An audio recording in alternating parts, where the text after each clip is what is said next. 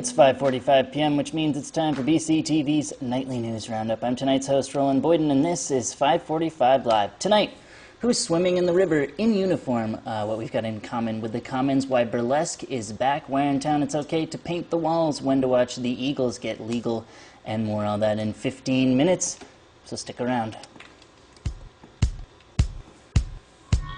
This is a case about whether federal law preempts state law.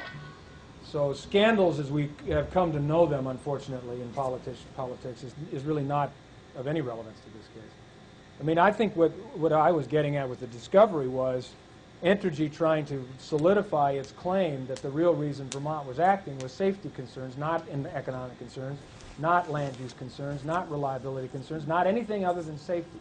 And if they could convince Judge Murtha of that, they win. They're going to win that argument. So the stakes of that are pretty high. Welcome back to 5:45 Live. That's Vermont Law School professors Pat Parento and Don Kreese at the Safe and Green sponsored discussion, Legal Eagles Look at the VY Preemption Case. That was held last Tuesday at the Marlboro Graduate Center in Brattleboro. And with this show back in business here, 5:45 Live, the news, I'm sure, will be permeated with plenty of hubbub around the aging nuke plant and its corporate owners. In the weeks to come, we'll do our best to keep you updated on everything nuclear in town, as well as host folks on both sides of the debate. That's all part of our 5:45 Live VY report. And with that, it's time to do the headlines. Walpole Police Chief Michael Paquette took a swim in the Connecticut River Tuesday, diving in to help local resident James Pratt recover from a kayak accident. The chief was able to help to shore the stranded 30-year-old who had been unable to swim after tipping from his kayak yesterday afternoon while boating on the Connecticut River just north of Brattleboro. Next, this week at the Brattleboro Municipal Center, we've been overrun. That's where we are as well. We've been overrun with budding young artists from the Clark Canal area who showed up brush in hand to participate in a partnership program between the Town Arts Committee and local group Art in the Neighborhood by providing the town offices with indoor murals. For more, BCTV's Frederick Noyes caught up with AIN program founder and Brattleboro State Rep Molly Burke. Art in the Neighborhood is the name of my organization. It's a collaboration. I'm under the auspices of the Arts Council of Windham County. It's a nonprofit organization. And we've been in existence, this is our 4th summer.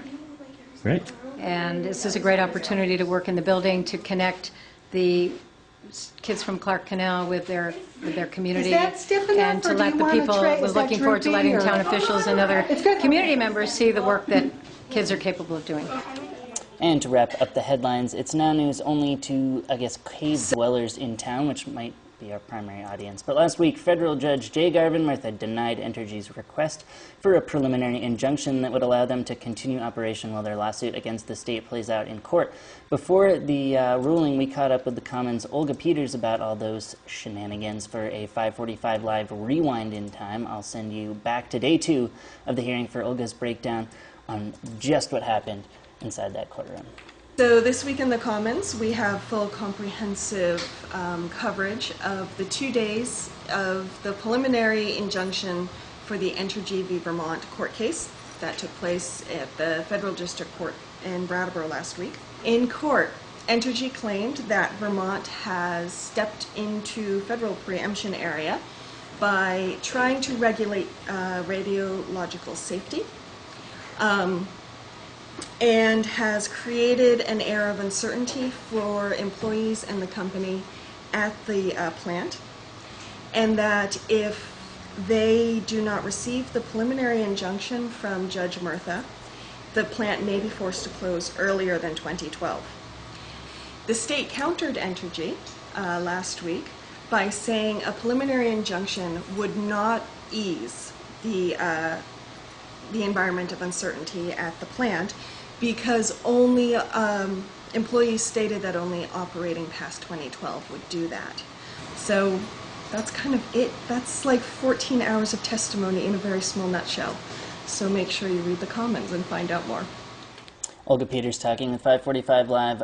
Just about a month ago, day 2 of the preliminary injunction Entergy v. State of Vermont hearing at the Federal District Court just down the street here in Brattleboro. You can read Olga's more recent work in today's paper, Wednesday, which means the Commons comes out, on their brand new updated website, still residing at commonsnews.org. New issues of the Commons hit newsstands every Wednesday, and they're totally free. But for good community-minded citizens, they'd sure appreciate it if you got yourself a paid subscription, which they offer as well, and you can also find out more about plenty of ways to stay supporting them and also stay updated between issues. Again, that's at commonsnews.org. And with that, it's time to do whatever it is we do with our community calendar bulletins. Check out, where's my animation for this? Yeah.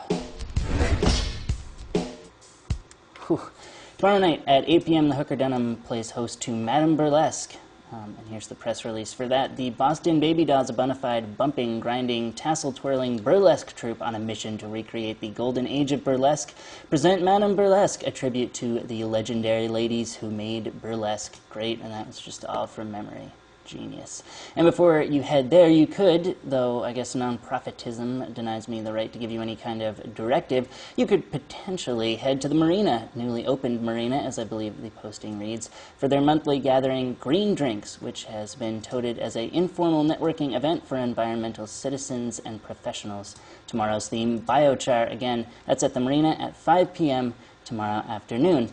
Though feel free to make sure that you leave early enough that you get home in time to catch another glimpse of me on tomorrow's edition of 545 Live.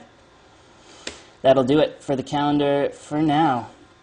Although I'll just remind you that tomorrow, Thursday, as always, our weekend calendar coverage starts, which is, I guess I'd say, a good bit more intense than regular calendar coverage.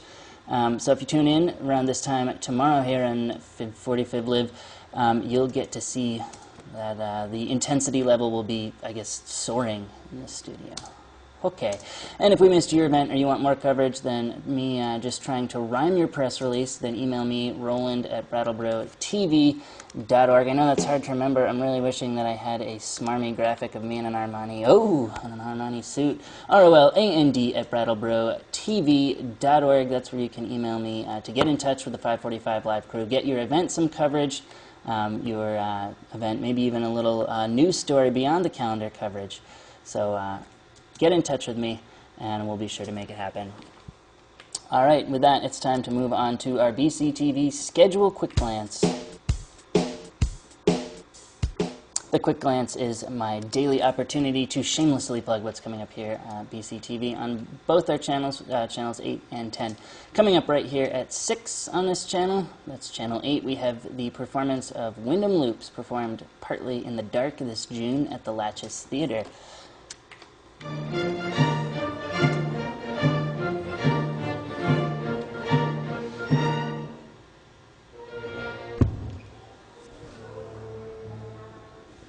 Go back over to the retreat.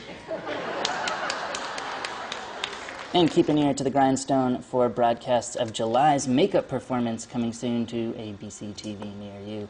And let's move the quick glance along by hopping over to our Government and Education sister channel. 2 hops up the dial at channel 10 with the ever-popular charismatic talk show radio host David Pakman. That also starts at 6 p.m., followed up with the full broadcast of Safe and Green's Legal Eagles VY preemption case we were getting to check out a little bit of earlier, so catch the full broadcast at 10:30 p.m.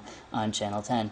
And finally, I'll throw out a reminder that starting next week, you can catch the rebroadcast of this dynamic and ever-entertaining 545 Live show, and that'll happen following mornings at 9:45 a.m. on Channel 10. And as always, you can find the complete schedule for both channels updated to the minute, along with live streaming and video on demand for all local programming, all at brattleboro.tv.org. And that's a full lit, everybody. But before you switch over to Sports Nation, remember we'll be back tomorrow and Friday with Talk of the Town on the Town Plan, the whirly gig of a weekend coming up, more cell phone cinematography from senior news correspondent Joe Bushy, and more. For 545 Live and BCTV, I'm Roland Boyden saying goodnight, everybody.